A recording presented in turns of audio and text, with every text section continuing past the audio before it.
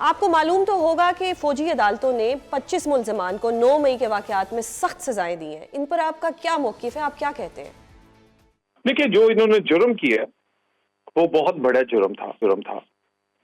इन लोगों ने शोहदा के और गाजियों के की तौहीन की, उनके मुजस्मों को अपने पांव के तले रौंदा। पाकिस्तान की वो इंस्टॉलेशन जो इंतहाई हसास और दफाई नौयत की हैं, वहां पर एक प्लानिंग के तहत पूरे मुल्क में मुख्तलिफ जगह पर हमला किया और उसके बाद एक बगावत की कोशिश की जो कि नाकाम हो गई। और इस तरह के हंगामे और इस तरह की हंगामा राई जो है वो पाकिस्तान की तारीख में किसी सियासी जमात ने ना की है और ना कभी देखने में मिली है। सो जिस तरह के वाकयात थे, सजाएं भी उसी तरह की होनी चाहिए। और मैं समझता हूं कि इसमें बाकी जो लोग जिनके जेरे इल्तवा है उनको भी फौरी तौर पर सजाएं होनी चाहिए। ये बहुत लेट हो गया है, यानी कई साल गुजर गए हैं। ये बरतानिया और अगर अमेरिका होता तो चंद घंटों या चंद हफ्तों और चंद महीनों में वो इस तरह के हंगामों की उन्होंने वो कैपिटल हिल का देख ले, आप बरतानिया में हंगामा राई का देख ले, फौरी सजाएं होती हैं। और रियासत में अगर सजा और जजाई खत्म हो जाए तो फिर तो मादर पेदर आजादी है, फिर तो हर कोई अपना तो तलाल सर, ये बात तो चलें आज प्रूफ होगी कि इनको सजाएं हुई हैं क्योंकि ये मुजरिम हैं और जो मुजरिम थे उनको सजाएं होनी चाहिए थी। ये हम 1 साल से सुनते आ रहे थे, आज सजाएं हो गई। अभी मजीद लोग हैं, उनके लिए भी घेरा तंग होगा। आपको क्या लगता है कि जो एक मास्टरमाइंड की बात की जा रही है, आपको बेहतर पता होगा कि एक मास्टरमाइंड किसकी तरफ इशारा किया जा रहा है, क्या उनके लिए भी इस वक्त जो मसाइल हैं वो मजीद कुशीदा होने वाले हैं? देखिए, गुजारिश ये है कि सजाएं बिल्कुल होनी चाहिए ना जी। देखिए, ये जो कोई मुकदमा ऐसे जो ये पोज कर रहे हैं कि ये सियासी लोग हैं, यानी अगर आप ये समझें कि ये क्या कहते हैं, किसी ने गले में किसी जमात का वो झंडा पहना हुआ है और वो चाहे कि वो मियां वाली बेस पे हमला करेगा और क्योंकि वो किसी यूनिवर्सिटी का ग्रेजुएट है तो उसको भी पकड़ा जाएगा। और दूसरी साइड पर अगर किसी ने दाढ़ी रखी हुई है, मदरसे से पढ़ा हुआ है, वो किसी बेस पे हमला करे तो वो दहशतगर्द है। तो मेरा ख्याल है ये फर्क नहीं हो सकता।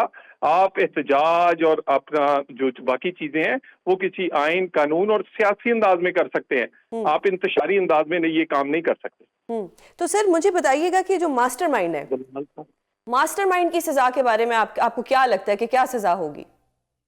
देखिए, यकीनन जितना बड़ा जुर्म है उतनी सजा होनी चाहिए। ठीक है, तो सर एक ये कॉन्सेप्ट भी तो है पीटीआई का कि जो इमरान खान साहब हैं वो तो उस दिन जी कैद में थे, उन्हें क्या पता बाहर क्या हो रहा है?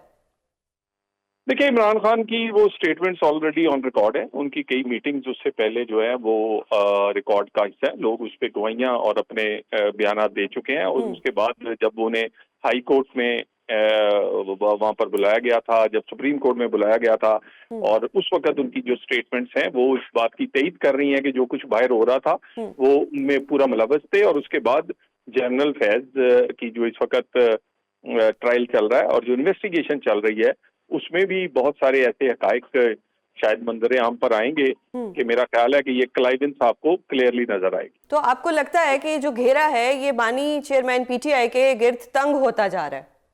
ये हर उसके गिर्द तंग होना चाहिए जो इसमें मुलव्वस है। ठीक है, तो सर मुज़ाकरात के बारे में आप क्या कहेंगे? क्योंकि आपने ही कहा कि ये लोग सजाओं से डर के मुज़ाकरात करना चाह रहे हैं, तो अब उन्होंने कमेटी तो बना दी है लेकिन हुकूमत की तरफ से अभी तक कमेटी की कोई पेशरफ्त नहीं हुई अभी तक। देखिए, एनआरओ के लिए तो नहीं बातचीत हो सकती। पाकिस्तान की इकोनॉमी पे, पाकिस्तान की मसाइल, पाकिस्तान में जो दहशतगर्दी है, पाकिस्तान के आम आदमी की जो जिंदगी को आसान बनाना है वो उस पर तो बात हो सकती है, लेकिन अगर कोई समझता है कि माफी के लिए बात हो सकती है तो वो नहीं हो सकती। सही हो गया। तो ये जो बानी पीटीआई है इनका कोई फौजी ट्रायल होगा? क्या दोबारा कहिएगा? बानी पीटीआई का फौजी ट्रायल होगा? देखिए, ये मैं कुछ नहीं कह सकता। अगर उन्होंने कोई इस तरह का किया है कि जिसमें ट्रायल होना चाहिए तो फिर बिल्कुल होना चाहिए।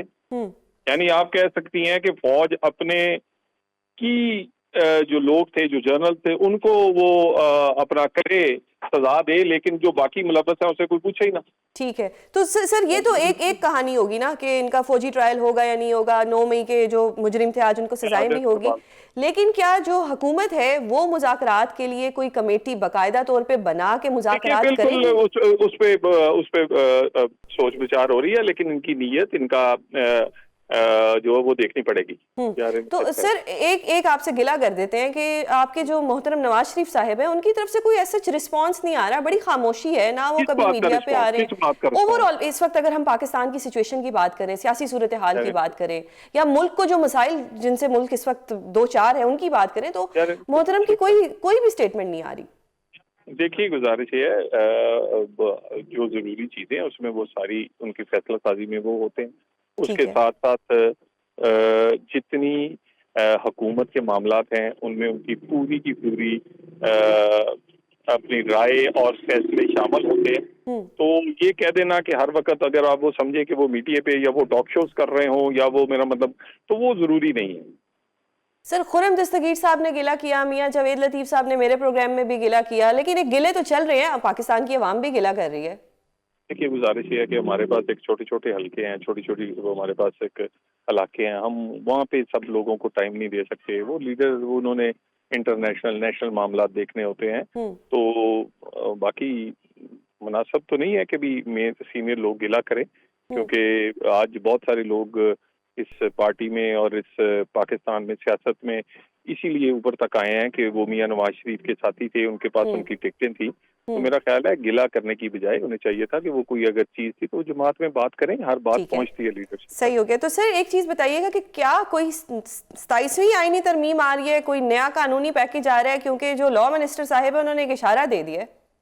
देखिए, ये रिफॉर्म्स एक तो होने जा रहे हैं, जो आपके पीनल कोड और बाकी सारी जो निज़ाम इंसाफ है, और बाकी अगर जरूरत पड़ेगी तो जरूर 27वीं क्या 127वीं भी करेंगे अगर जरूरत होगी। सही हो गया। तो सर अभी तो मौलाना साहिब आपसे अभी भी रूठे हुए हैं, ऑल्दो कि कल मुलाकात हुई मोहतरम शहबाज शरीफ साहिब की उनसे, लेकिन वो कोई इतनी फ्रूटफुल नजर नहीं आई। एक दो दिन में पता लगेगा। तो अब अगर 27वीं तरमीम होती है, मौलाना साहिब पहले से नाराज हैं, ऊपर से आप लोग कहते हैं कि पीटीआई ने सिविल नाफरमानी की तलवार भी लटकाई हुई है, तो इस सारी सिचुएशन में किस तरह से देख रहे हैं आप 27वीं तरमीम? आप फिक्र ना करें, मौलाना साहब को वो कहते हैं कि मैं ऐवान से मैदान में चला जाऊंगा, मैदान तक जाने नहीं देंगे, वो हमारे ऑन बोर्ड रहेंगे इंशाल्लाह। सही। तो सर पीटीआई को भी ऑन बोर्ड ले आए, रोज क्या हम लोग सुन रहे होते हैं, ऑन बोर्ड इतना ही ले सकते हैं कि अगर पाकिस्तान के मसाइल पे कोई बात करनी है, बगावत की 9 मई की 26 नवंबर की माफी वाली बातचीत नहीं हो सकती। सही हो गया। तो सर एक और चीज बताइएगा कि अमेरिका की तरफ से क्या पाकिस्तान पे कोई प्रेशर बिल्ड किया जा रहा है,